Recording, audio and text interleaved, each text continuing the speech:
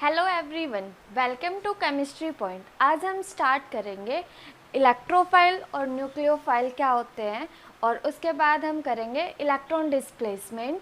उसके अंदर आता है inductive effect, hyper conjugation, resonance effect, mesomeric effect. तो सबसे पहले हम इंट्रो करते हैं, इलेक्ट्रोफाइल और न्यूक्लियोफाइल क्या होता है। तो इलेक्ट्रोफाइल में क्या होता है, यहाँ पे जब भी कोई ऐसी स्पीसीज जो इलेक्ट्रॉन पेयर को एक्सेप्ट करती है उसको हम बोलते हैं इलेक्ट्रॉन फाइल। और न्यूक्लियोफाइल के अंदर क्या होता है, जब भी कोई स्पीसीज अपना इलेक्ट्रॉन पेयर डोनेट कर दे उसको हम न्यूक्लियोफाइल बोलेंगे। तो यहाँ पे इलेक्ट्रोफाइल तीन तरीके से हमें मिल सकते हैं। अगर हम देखते हैं क्या पाई एंटी बॉन्डिंग ऑर्बिटल्स में इलेक्ट्रॉन पेयर को एक्सेप्ट करे, सिग्मा स्टार मतलब सिग्मा एंटी बॉन्डिंग के अंदर इलेक्ट्रॉन को एक्सेप्ट करे, या फिर उसके लिए एम्प्टी ऑर्बिटल होना चाहिए जिसमें वो इलेक्ट्रॉन को ले सके। तो हमें तीन टाइप से हमें मिलते हैं यहाँ पे इलेक्ट्रॉन तीन टाइप से हम एक्सेप्ट कर सकते हैं, pi anti bonding, sigma anti bonding और यहाँ पे एम्प्टी ऑर्बिटल। अगर इसी के अंदर हम देखें, न्यूक्लियोफाइल भी हमें तीन तरीके से दे सकते हैं। न्यूक्लियोफाइल हम तीन तरीके से किस किस से देंगे, नॉन बॉन्डिंग न्यूक्लियोफाइल या फिर सिग्मा न्यूक्लियोफाइल या पाई न्यूक्लियोफाइल।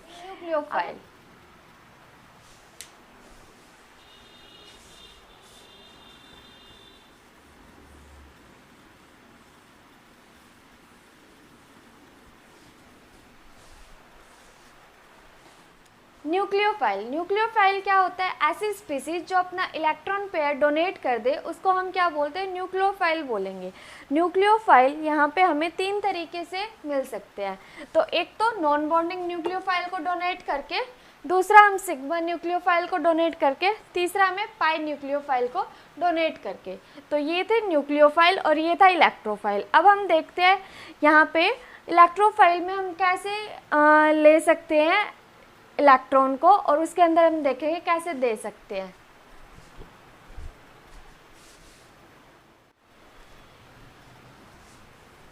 ये इलेक्ट्रोफाइल के क्या है, कुछ एग्जांपल्स है अपने यहाँ पे, बोरोन हाइड्राइड, बोरोन हैलाइड, और ये aluminium chloride, aluminium hydride, gallium chloride. ये कुछ एग्जांपल्स है इलेक्ट्रोफाइल के। ये क्या करते हैं, क्या करेंगे, लुईस डॉट स्ट्रक्चर की तरह, लुईस एसिड की तरह काम करेंगे। अब हम बात करते हैं यहाँ पे न्यूक्लियोफाइल। न्यूक्लियोफाइल के अंदर देखें, हमने बताया था क्या इलेक्ट्रॉन हम तीन टाइप से दे सकते हैं, एक है नॉन बॉन्डिंग, एक है पाई बॉन्डिंग और एक है सिग्मा बॉन्डिंग। तो नॉन बॉन्डिंग के अंदर अगर हम देखें क्या होता है, एक सेंट्रल मेटल एटम होता है। सेंट्रल मेटल एटम के अगर ऑक्टेट कंप्लीट है तो वो न्यूक्लियोफाइल है, अगर ऑक्टेट कंप्लीट नहीं है तो वो न्यूक्लियोफाइल नहीं है। तो यहाँ पे फॉर एग्जांपल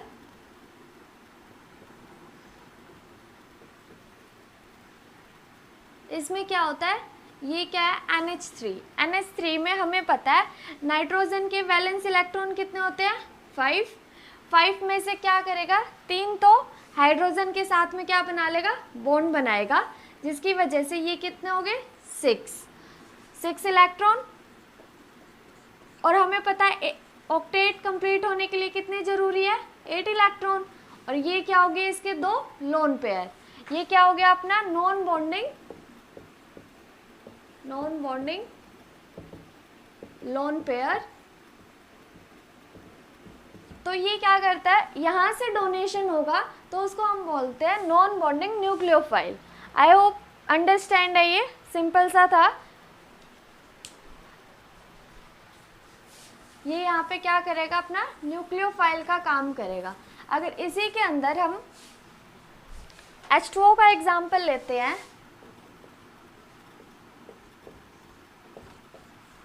तो इसमें ये क्या आपने, ये दोनों क्या है, नॉन बॉन्डिंग न्यूक्लियोफाइल की, नॉन बॉन्डिंग इलेक्ट्रॉन है जो क्या करेगा, न्यूक्लियोफाइल की तरह बिहेव करेगा। तो इसके अंदर ये जैसे ये कुछ एग्जाम्पल्स हैं जो नॉन बॉन्डिंग न्यूक्लियोफाइल की तरह बिहेव करेंगे। अब हम करते हैं पाई स्टार सॉरी,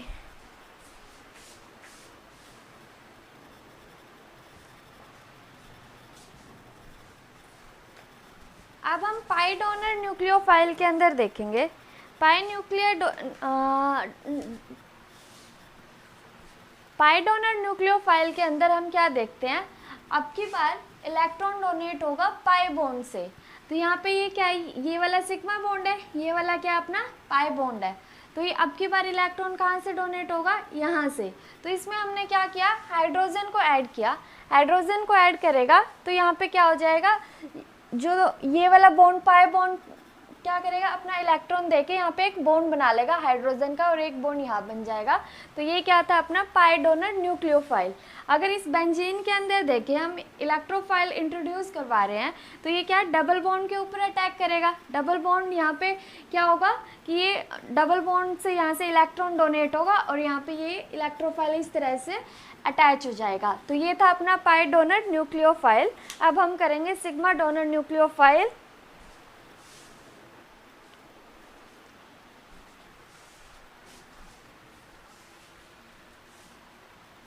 अब हम सिग्मा डोनर की बात करते हैं।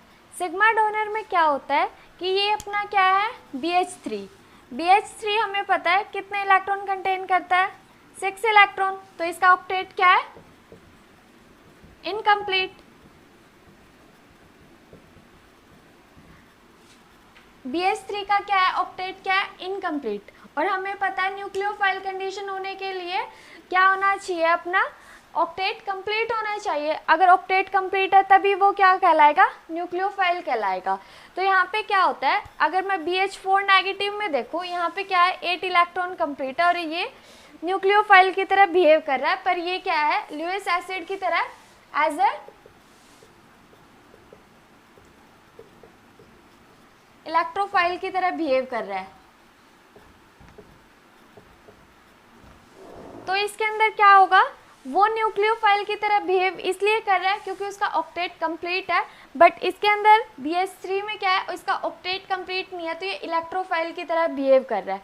तो इसके अंदर ये इतने इसके पास में कैपेबिलिटी नहीं है कि ये 4 हाइड्रोजन रख पाए अपने पास में। तो ये क्या करेगा, अपना हाइड्रोजन, अपना लोन पेयर क्या करेगा, डोनेट कर देगा। और ये केस अगर मैं CH4 में देखूं तो इसके अंदर ऐसा नहीं होगा, बिकॉज ये स्टेबल है इसके कंपैरिजन में। तो यहाँ पे क्या है, ये अनस्टेबल है। अनस्टेबल होने की वजह से ये अपना 4th हाइड्रोजन क्या करेगा, एक लोन पेयर क्या करेगा, सिग्मा वाला डोनेट कर देगा, जिसकी वजह से ये सिग्मा डोनर न्यूक्लियोफाइल कहलाएगा। आई होप ये अंडरस्टैंड है। और इसके अंदर क्या है, ये एज ए ल्यूइस एसिड ये लोन पेयर एक्सेप्ट कर सकता है, बट ये डोनेट नहीं कर पाएगा बिकॉज इसका ऑक्टेट पहले ही इनकम्प्लीट है। तो ये ल्यूइस एसिड की तरह काम करेगा। तो ये था अपना सिग्मा डोनर न्यूक्लियोफाइल। और उससे पहले हमने किया पाई डोनर न्यूक्लियोफाइल और नॉन बॉन्डिंग न्यूक्लियोफाइल, ये हम कर चुके हैं। अब हम करेंगे इलेक्ट्रॉन डिस्प्लेसमेंट। अब हम करेंगे electron displacement effect. Electron displacement effect में क्या होते हैं, क्या करवाते हैं, मूवमेंट ऑफ इलेक्ट्रॉन करवाते हैं। तो मूवमेंट ऑफ इलेक्ट्रॉन यहाँ पे 4 टाइप से होगी।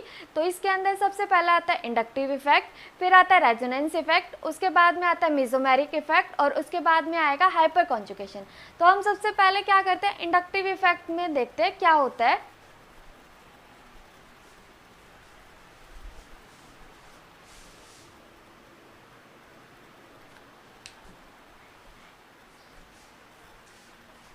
इंडक्टिव इफेक्ट के अंदर क्या होता है, हमारे पास में एक एटम A है, दूसरा एटम मेरे पास में B है। अब A एटम और B एटम की क्या है, कुछ इलेक्ट्रोनेगेटिविटी है। एक एटम की इलेक्ट्रोनेगेटिविटी ज़्यादा है, दूसरे की क्या कम है। तो हम क्या है, सपोज करके चलते हैं X, इसकी इलेक्ट्रोनेगेटिविटी ज़्यादा है as comparison to B atom से। तो अगर इलेक्ट्रोनेगेटिविटी ज़्यादा है तो ये क्या करेगा, इलेक्ट्रॉन डेंसिटी अपनी तरफ मूव करवाएगा। तो ये क्या करेगा, अपनी तरफ इलेक्ट्रॉन को अपनी तरफ खींचेगा। अगर इलेक्ट्रॉन को अपनी तरफ खींचता है तो इसके ऊपर क्या आ जाएगा, पार्शियल नेगेटिव चार्ज आएगा, और इसके ऊपर क्या आएगा, पार्शियल पॉजिटिव चार्ज आएगा। अगर अब हम करते हैं इंडक्टिव इफेक्ट। इंडक्टिव इफेक्ट में मैंने क्या लिए, 2 एटम्स लिए, एक ए एटम लिया, एक बी एटम लिया। ए एटम की मेरी क्या है, इलेक्ट्रॉन एक्टिविटी ज़्यादा है और बी एटम की इलेक्ट्रॉन एक्टिविटी मेरी कम है। तो यहाँ पे क्या होगा, इलेक्ट्रॉन एक्टिविटी मेरी ए एटम की ज़्यादा होने की वजह से इनके अंदर क्या है, पहले तो इक्वल नंबर मतलब यूनिफॉर्म चार्ज डिस्ट्रीब्यूट है, यूनिफॉर्म चार्ज डिस्ट्रीब्यूट है। फिर इसमें क्या होगा, इसकी क्या है, मेरी इलेक्ट्रॉन एक्टिविटी ज़्यादा है, इसमें क्या होगा, ये अपना नेगेटिव वाला चार्ज इस साइड कर लेगा, पॉजिटिव चार्ज इस साइड कर लेगा। फिर इसमें क्या होगा, इसको देख के, ए एटम को देख के बी वाला अपने अंदर क्या इंड्यूस कर लेगा, पॉजिटिव चार्ज एक साइड और नेगेटिव चार्ज एक साइड। तो ये दोनों में क्या हो जाएगा, अट्रैक्शन होगा और फिर यहाँ पे क्या हो जाएगी, ओवरलैप हो जाएगी। वहाँ क्या हो जाएगा, एक पोलराइजेशन सा हो जाएगा, जिसमें क्या है, unequal sharing of electron density. उसको हम क्या बोलते हैं, इंडक्टिव इफेक्ट बोलते हैं। तो इंडक्टिव इफेक्ट के अंदर क्या होगा कि जैसे ये कोई एग्जाम्पल है मेरे पास, ये फ्लोरीन है। फ्लोरीन क्या है, फ्लोरीन की इलेक्ट्रॉन एक्टिविटी पूरे पीरियोडिक टेबल में सबसे ज़्यादा है। तो इस फ्लोरीन का काम क्या होता है कि इलेक्ट्रॉन को अपनी तरफ खींचना। तो इलेक्ट्रॉन क्या करेगा, ये विड्रॉ, ये ऐसा ग्रुप है, ये इलेक्ट्रॉन को विड्रॉ करेगा। तो ये विड्रॉ कहाँ से करेगा, कार्बन की साइड से करेगा। कार्बन के ऊपर जितने भी इलेक्ट्रॉन है ये क्या करेगा, उनकी डेंसिटी अपनी तरफ खिसका लेगा। तो ये क्या था अपना इंडक्टिव इफेक्ट। इसमें फिर ये वाला कार्बन इस फ्लोरीन के साथ में अटैच होने की वजह से इसके ऊपर भी इलेक्ट्रॉन एक्टिविटी इस वाले कार्बन से ज़्यादा होगी, तो ये इसमें से खींचेगा और ये वाला क्या करेगा, इससे खींचेगा। तो ये था अपना इंडक्टिव इफेक्ट। आई होप ये समझ में आ गया होगा। अगर हम इंडक्टिव इफेक्ट की बात करें, इंडक्टिव इफेक्ट हमें किस किस के अंदर देखने को मिलेगा, अगर कोई स्ट्रेट चेन हो और उसके अंदर कोई इलेक्ट्रॉन एक्टिविटी एटम हो तो वहाँ पे भी हमें इंडक्टिव इफेक्ट देखने को मिलेगा। अगर वहाँ पे कॉन्जुगेशन हो, डबल सिंगल बॉन्ड हो, कॉन्जुगेशन होगा, वहाँ पे भी हमें क्या मिलेगा, इंडक्टिव इफेक्ट देखने को मिलेगा। अगर वहाँ पे कॉन्जुगेशन नहीं है, नॉन कॉन्जुगेशन में भी हमें इंडक्टिव इफेक्ट देखने को मिलेगा। और यहाँ पे कोई भी इलेक्ट्रॉन एक्टिविटी या डबल बॉन्ड के साथ में अटैच होगा तो वहाँ पे भी हमें इंडक्टिव इफेक्ट देखने को मिलेगा। तो इंडक्टिव इफेक्ट की डेफिनेशन क्या होगी, the permanent partial displacement of sigma electron pair towards more electronegative atom is known as inductive effect. और इंडक्टिव इफेक्ट की कुछ कैरेक्टरिस्टिक्स हैं वो मैंने अभी बताई। अगर सिग्मा बॉन्ड होगा तो भी हमें क्या मिलेगा, इंडक्टिव इफेक्ट। अगर हमें क्या कॉन्जुगेशन डबल पाई बॉन्ड होगा तो भी हमें क्या मिलेगा, इंडक्टिव इफेक्ट। अगर कॉन्जुगेशन नहीं है तो भी मिलेगा, और कोई इलेक्ट्रोनेगेटिव एटम डबल बॉन्ड के साथ में है तो वहाँ पे भी हमें इंडक्टिव इफेक्ट देखने को मिलेगा। अगर हम इंडक्टिव इफेक्ट की एक प्रॉपर्टी देखें, इसमें क्या होता है कि इंडक्टिव इफेक्ट अपना कब मैक्सिमम होगा, जब अपनी लेंथ ऑफ कार्बन चेन कम होगी। तो फॉर एग्जाम्पल, अब जैसे ये क्लोरीन एटम है मेरा, क्लोरीन एटम क्या है मेरा, इलेक्ट्रोनेगेटिव एटम है, और इसके अंदर जो फर्स्ट कार्बन है इन दोनों की दूरी क्या है, सबसे कम है। और अगर हम फोर्थ कार्बन के साथ में देखें तो ये डिस्टेंस क्या है, काफ़ी है। तो ये कहना चाह रहा है जो इंडक्टिव इफेक्ट है ना, सबसे ज़्यादा इफेक्टिव कहाँ होगा, C1 के ऊपर होगा, उसके बाद में C2 पे होगा, और उसके बाद C3 पे, और C4 के ऊपर ये क्या हो जाएगा, वैनिश। तो इलेक्ट्रॉन डेंसिटी सबसे ज़्यादा ये कहाँ से अपनी तरफ खींच पाएगा, C1 से खींच पाएगा। C2 में यहाँ पे क्या होगा कि इलेक्ट्रॉन विड्रॉ इतनी अच्छे मतलब इतने नहीं कर पाएगा जितना ये C1 में कर पाया था। ऐसे ही C3 के अंदर C3 में क्या होगा कि जैसे C2 में इलेक्ट्रॉन विड्रॉ हो रहे हैं ना, उतने विड्रॉ C3 से नहीं हो पाएंगे, और C4 तक आते आते ये इफेक्ट क्या हो जाता है, वैनिश ही हो जाता है। तो जितने ज़्यादा हमारा इंडक्टिव इफेक्ट कब ज़्यादा होगा, जब अपनी कार्बन लेंथ क्या होगी, सबसे छोटी होगी, वहाँ पे इंडक्टिव इफेक्ट अपना सबसे ज़्यादा होगा। अगर हम यहाँ पे देखते हैं इंडक्टिव इफेक्ट यहाँ पे 2 टाइप के हैं, एक प्लस आई इफेक्ट और दूसरा अपना minus I effect. Plus I effect में और माइनस आई इफेक्ट हम एक एग्जाम्पल के थ्रू करते हैं, उसमें देखते हैं। यहाँ पे मैंने क्या लिया, हाइड्रोजन यहाँ पे मेरा कंसिडर किया मैंने रेफरेंस एटम, और ये क्या है मेरा अल्काइल ग्रुप जुड़ा हुआ है। तो यहाँ पे इसके अंदर क्या करते हैं, मैं हाइड्रोजन यहाँ से रिमूव करके क्लोरीन ऐड करूँगी। तो क्लोरीन और एक में क्या कर रही हूँ मैं, हाइड्रोजन को रिमूव करके मैग्नीशियम ऐड कर रही हूँ। क्लोरीन क्या है, क्लोरीन के अंदर क्या होगा कि ये एक इलेक्ट्रॉन विड्रॉइंग ग्रुप है।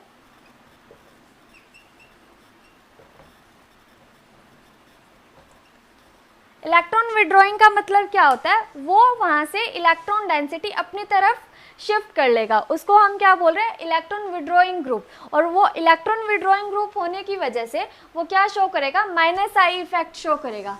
क्या शो करेगा, माइनस आई इफेक्ट। जब भी इलेक्ट्रॉन विड्रॉ हो रहा है तो वो वहाँ पे कौन सा इफेक्ट शो करेगा, minus I effect.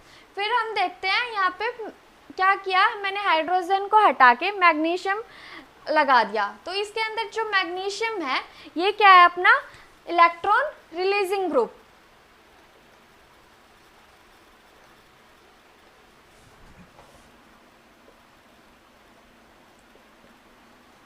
Electron releasing मतलब क्या कर रहा है, ये इलेक्ट्रॉन डेंसिटी इस कार्बन एटम को दे रहा है और यहाँ पे इलेक्ट्रॉन डेंसिटी क्या कर रहा है, ये इस कार्बन एटम से ले रहा है।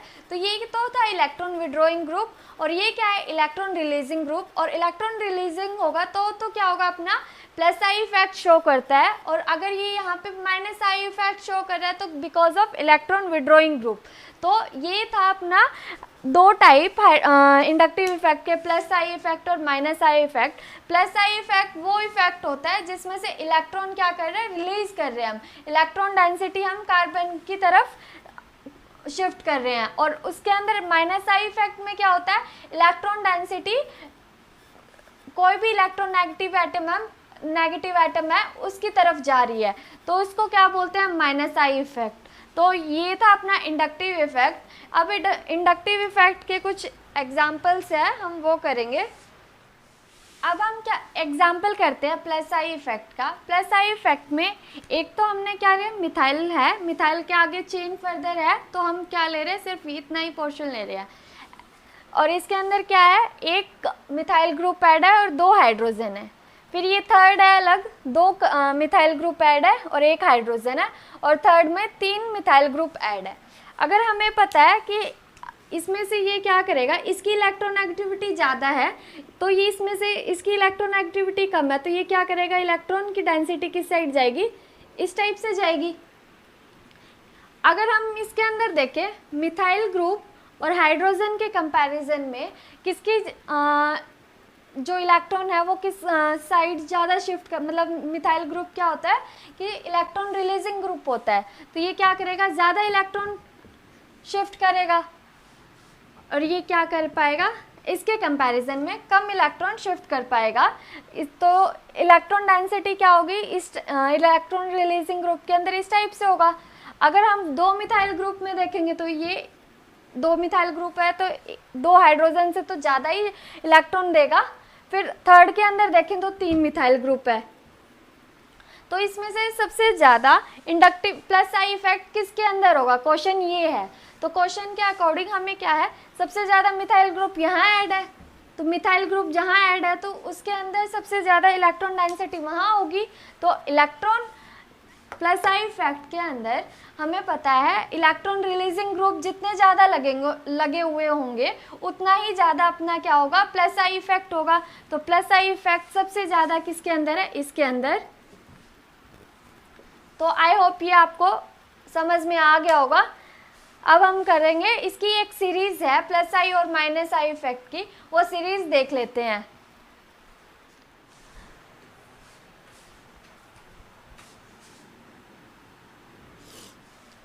हमने क्या किया था, इंडक्टिव इफेक्ट किया। इंडक्टिव इफेक्ट के अंदर अब ये कुछ क्या है, ग्रुप्स है। इन ग्रुप्स में इस साइड क्या है अपना माइनस आई इफेक्ट सबसे ज़्यादा है और इस साइड क्या है अपना प्लस आई इफेक्ट सबसे ज़्यादा। NF3 positive, NR3 positive, NH3 positive, NO2 positive. अगर हम इस डायरेक्शन में जा रहे हैं तो ये यहाँ पे क्या हो रहा है, अपना माइनस आई इफेक्ट कम हो रहा है। अगर हमारे पास में ऐसा एग्जाम्पल आ जाए जिसके अंदर एक ये वाला ग्रुप हो और एक ये वाला ग्रुप हो, तो यहाँ पे हमें पता होगा कि माइनस आई इफेक्ट इसके अंदर ज़्यादा होगा और इसके अंदर कम होगा। अगर मान लो ये वाला ग्रुप हो जाए और एक ये वाला ग्रुप हो जाए तो यहाँ पे तो माइनस आई इफेक्ट होगा, पर यहाँ पे क्या होगा, प्लस आई इफेक्ट होगा। तो ये क्या है, एक सीरीज़ है, आप लोग नोट डाउन कर लो, इम्पोर्टेंट सीरीज़ है ये। तो इसके अंदर अगर हम यहाँ तक आते हैं, इस साइड तो क्या हो रहा है, अपना प्लस आई इफेक्ट इंक्रीज़ हो रहा है, और इस साइड क्या हो रहा है, अपना माइनस आई इफेक्ट इंक्रीज़ हो रहा है। तो ये series of minus I effect और प्लस आई इफेक्ट की सीरीज़ है। अब हम करेंगे minus I effect. Minus I effect के अंदर क्या होता है कि हमें पता है इलेक्ट्रॉन क्या करते हैं, विड्रॉ करते हैं। तो इलेक्ट्रॉन एक्टिविटी, जो भी ग्रुप ऐड हो रखा है उसकी इलेक्ट्रॉन एक्टिविटी क्या होगी, ज़्यादा होगी। तो हमें क्या देखना है, इनमें से सबसे ज़्यादा इलेक्ट्रॉन एक्टिविटी किस एटम की है। तो यहाँ पे हमें पता है फ्लोरीन क्या है, पीरियोडिक टेबल में सबसे ज़्यादा इलेक्ट्रोनेगेटिव है, और उसके बाद में क्लोरीन, फिर ब्रोमीन, फिर आयोडीन है। तो इस ग्रुप के अंदर हम देखें पीरियोडिक टेबल के अंदर तो फ्लोरीन की सबसे ज़्यादा इलेक्ट्रोनेगेटिव है। तो अगर हम इसमें देखते हैं तो सबसे कम इलेक्ट्रोनेगेटिविटी इसके अंदर किसकी है, इसकी है, और सबसे ज़्यादा किसकी है, इसकी है। तो हमें पता लग गया ये तो इस साइड आएगा और वो क्या आएगा सबसे लास्ट में। फिर क्या होती है, इन दोनों की इलेक्ट्रोनेगेटिव, इनकी क्लोरीन की और ब्रोमीन की कंपेयर करेंगे तो क्या होएगा, इस साइड तो इलेक्ट्रोनेगेटिविटी क्या हो जाएगी, सबसे ज़्यादा फ्लोरीन की, फिर क्लोरीन की, उससे कम क्लोरीन की, उससे कम है, ब्रोमीन की उससे भी कम है, और आयोडीन की सबसे कम है। तो यहाँ पे क्या है, इलेक्ट्रॉन क्या कर रहे हैं, हम विड्रॉ कर रहे हैं। इलेक्ट्रॉन विड्रॉ मतलब माइनस आई इफेक्ट, जो फ्लोरीन क्या करेगा, इलेक्ट्रॉन डेंसिटी अपनी तरफ क्या करेगा, पुल आउट करेगा। तो यहाँ पे तीन फ्लोरीन ग्रुप लगे हुए हैं, तो सबसे ज़्यादा इसमें से इलेक्ट्रॉन विड्रॉ होंगे, फिर उस लीस्ट आयोडीन में सबसे कम होंगे। तो ये था इसका अरेंजमेंट ऑर्डर, और ये इंडक्टिव इफेक्ट हो गया। इसके हम कुछ एप्लीकेशंस करेंगे, वो नेक्स्ट लेक्चर के अंदर करेंगे। Thank you. Please subscribe my channel chemistry point.